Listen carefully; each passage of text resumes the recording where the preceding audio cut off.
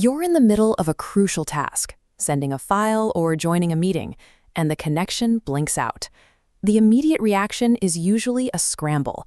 We start ripping cords out of the wall, mashing the refresh button, or bracing ourselves for an hour on hold with customer support.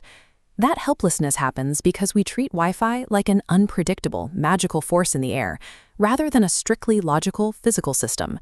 Relying on guesswork to fix it surrenders your time and control entirely to your internet service provider. Look at this diagram. On the left is digital data, and on the right is water. The easiest way to troubleshoot your home network is to realize it operates exactly like a household plumbing system. We can map out the entire pipeline. The app or website you're using is the bathroom faucet. Your computer is the internal plumbing. Your Wi-Fi router is the main shutoff valve in the basement. And your ISP is the main water line running under the street. To find the leak, we use the rule of isolation. We work backward from the faucet to find the exact location of the clog.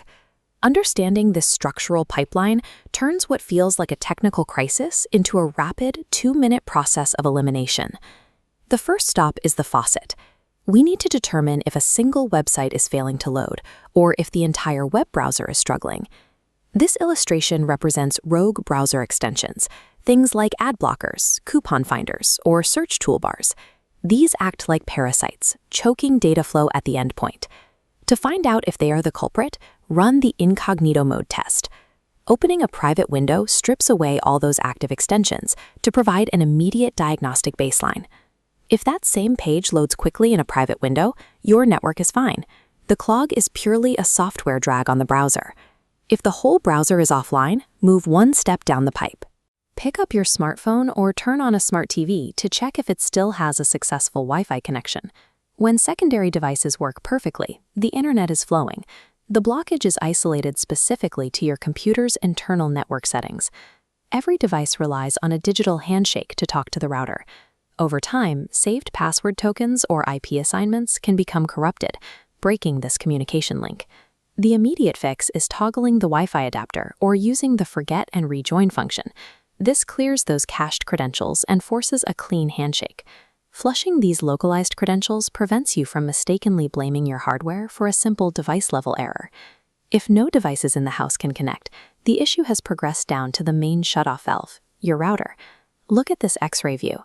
A modern router is a miniature computer equipped with a processor and a RAM bank storing routing tables. As thousands of requests pass through, those tables eventually overflow, causing the memory to overload and freeze the system. This is the science behind the 30-second rule. Physical capacitors need 30 seconds to fully drain residual electricity, wiping the corrupted memory. That full discharge forces the device to rebuild your home's routing table from a blank slate.